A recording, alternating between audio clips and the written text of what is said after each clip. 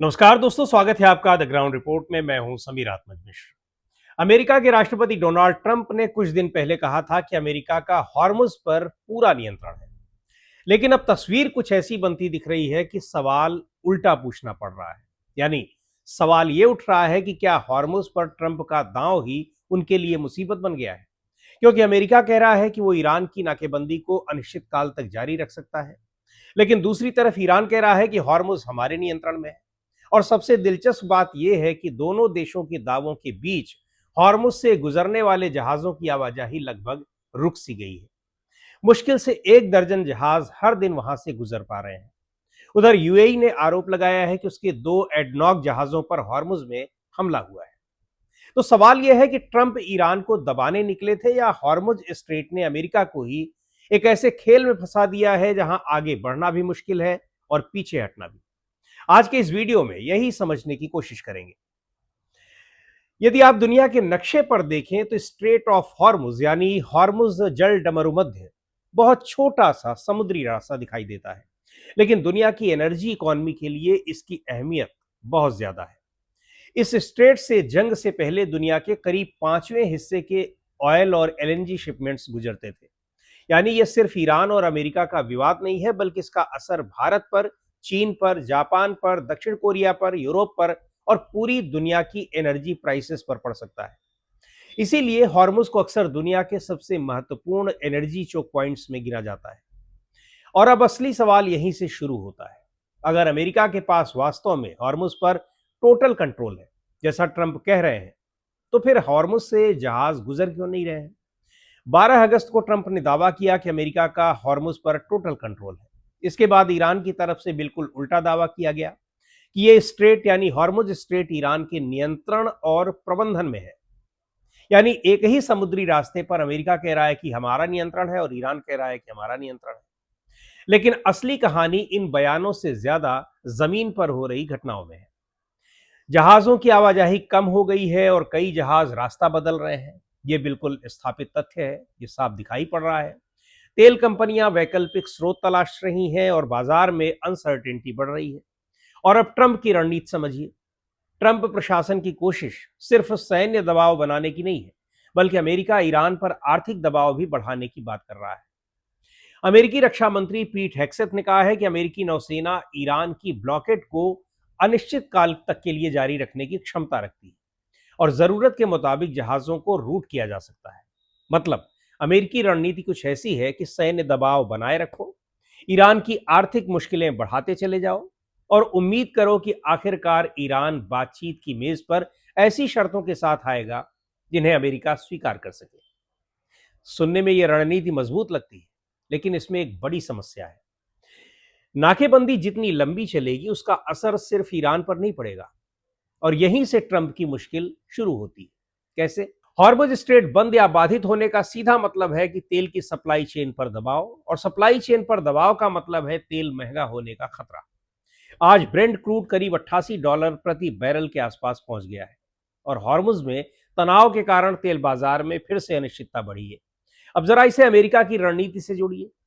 Trump के लिए सिर्फ ईरान को कमजोर करना महत्वपूर्ण नहीं है, बल्कि अमेरिकी उपभोक्ता के लिए पेट्रोल और एनर्जी प्राइसेस भी राजनीतिक मुद्दा है। यदि तेल महंगा होता है तो उसका असर ट्रांसपोर्ट पर पड़ता है, फिर सामान महंगे हो सकते हैं, चीजें महंगी हो सकती हैं, महंगाई बढ़ सकती है और अंततः सवाल ट्रंप से पूछा जाएगा कि ईरान पर दबाव बनाने की कीमत अमेरिका क्यों चुका रहा है। यही वो पॉइंट है जहां ईरान को एक अलग तरह का लिवरेज मिल रहा है। दरअसल ईरान को पता है कि शायद अमेरिका से वो कन्वेंशनल मिलिट्री पावर में मुकाबला नहीं कर सकता, लेकिन हॉर्मुज इसे एक ऐसी बार्गेनिंग पावर देता है जो बहुत कम देशों के पास है। क्योंकि ईरान ये दिखा सकता है कि अगर आप हमें दबाएंगे तो हम ऐसा कदम उठा सकते हैं जिसका असर पूरी ग्लोबल इकोनॉमी पर पड़े। और यही वजह है कि हॉर्मुज सिर्फ एक समुद्री रास्ता नहीं रह गया है, यह अब निगोशिएटिंग लीवरेज बन गया है। ईरान की तरफ से कहा जा रहा है कि हॉर्मुज तभी खुलेगा जब दूसरी तरफ से कुछ कमिटमेंट्स पूरे होंगे। मतलब ईरान भी अब हॉर्मुज को बातचीत की मेज पर एक बार्गेनिंग चिप की तरह इस्तेमाल कर रहा है। लेकिन लंबे समय तक हॉर्मुज को बाधित रखना ईरान के लिए भी आसान नहीं है। ईरान खुद इकोनॉमिक प्रेशर झेल रहा है, उसकी ऑयल एक्सपोर्ट्स पर असर पड़ सकता है, क्षेत्रीय देशों के साथ तनाव बढ़ सकता है और अगर ग्लोबल एनर्जी प्राइसेस बहुत ज्यादा बढ़ती हैं तो दुनिया के कई देश ईरान के खिलाफ भी जा सकते हैं। इसलिए ईरान के सामने भी डिलेमा है, यानी वो भी एक दुविधा में दिखाई पड़ रहा है। हॉर्मुज को लीवरेज की तरह इस्तेमाल करना है, लेकिन इतना नहीं कि पूरा अंतर्राष्ट्रीय समर्थन उसके खिलाफ चला जाए। इसको रिपीट करें, हॉर्मुज को लीवरेज की तरह इस्तेमाल तो करना है, लेकिन इतना भी नहीं कि पूरा अंतर्राष्ट्रीय समर्थन उसके खिलाफ चला जाए। और अमेरिका के सामने भी यही दुविधा है। अमेरिका कह रहा है कि हम ब्लॉकेड अनिश्चित काल तक के लिए जारी रख सकते हैं, लेकिन सवाल है क्या करना और क्या करते रहना, दोनों एक ही बात है। 7 दिन, 10 दिन, एक महीना, ये एक बात है, लेकिन अगर ये महीनों चलता है, यानी नाकेबंदी, तो अमेरिकी नौसेना की ऑपरेशनल लागत बढ़ेगी, क्षेत्रीय तनाव बढ़ेगा, तेल की कीमतों पर दबाव आएगा और सबसे महत्वपूर्ण बात यह कि कूटनीतिक समाधान और भी ज्यादा मुश्किल होता जाएगा। यानी जिस दबाव से ईरान को बातचीत की मेज पर लाना था, वही दबाव बातचीत को और कठिन बना सकता है। गुरुवार को यूएई की सरकारी ऊर्जा कंपनी एडनॉक ने कहा कि उसके 2 वेसल्स को स्ट्रेट ऑफ हॉर्मुज से गुजरते समय उन पर अटैक किया गया। किसी के घायल होने की खबर नहीं है और यूएई ने इसके लिए ईरान को जिम्मेदार ठहराया है। यहां महत्वपूर्ण बात यह है कि कॉमर्शियल शिपिंग का कॉन्फिडेंस कितना बचा है, क्योंकि शिपिंग कंपनीज के लिए सवाल यह नहीं होता कि अमेरिका कह रहा है रास्ता सुरक्षित है या ईरान कह रहा है कि रास्ता सुरक्षित है, उसके नियंत्रण में है। उनका सवाल होता है क्या हमारा जहाज सुरक्षित वापस जाएगा। और जब इसका जवाब स्पष्ट नहीं होता तो कंपनियां रास्ता बदलती हैं। अभी यही हो रहा है हॉर्मुज, स्ट्रेट ऑफ हॉर्मुज में। और अगर ये लंबे समय तक चलता है तो ग्लोबल ऑयल ट्रेड का पैटर्न बदल सकता है। अब वापस अपने मूल सवाल पर आते हैं, क्या ट्रंप वास्तव में हॉर्मुज में फंस गए हैं? तो इतना जरूर है कि ट्रंप ईरान को दबाव में लाना चाहते थे, लेकिन अब ईरान भी हॉर्मुज के जरिए अमेरिका पर दबाव डाल रहा है। यानी खेल एक तरफा नहीं रहा। यानी अब असली मुकाबला मिसाइलों या जहाजों का ही नहीं है, ये टाइम का भी मुकाबला है। देखना यह है कि कौन ज्यादा लंबे समय तक दबाव झेल सकता है, ईरान या फिर अमेरिका। अगर ईरान लंबे समय तक हॉर्मुज को लीवरेज बनाए रखता है तो उसे बातचीत में ताकत मिल सकती है, निश्चित तौर पर मिल सकती है। लेकिन अगर दूसरी तरफ अमेरिकी ब्लॉकेड लंबे समय तक जारी रहता है और ईरान आर्थिक रूप से ज्यादा कमजोर होता है, तो जाहिर सी बात है कि फायदा अमेरिका को हो सकता है।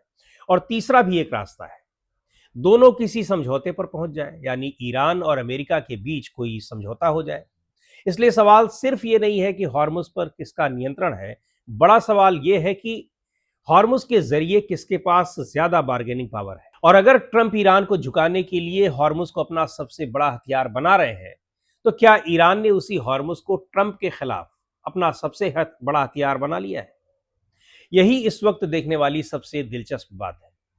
अगर आपको लगता है कि इस पूरे खेल में ईरान ज्यादा मजबूत स्थिति में आ रहा है या अमेरिका, तो कमेंट में जरूर बताएं। मिलते हैं अगले वीडियो में। आपको वीडियो पसंद आए तो आप वीडियो को लाइक करें, शेयर करें और अपने सुझाव भी हमें जरूर दें।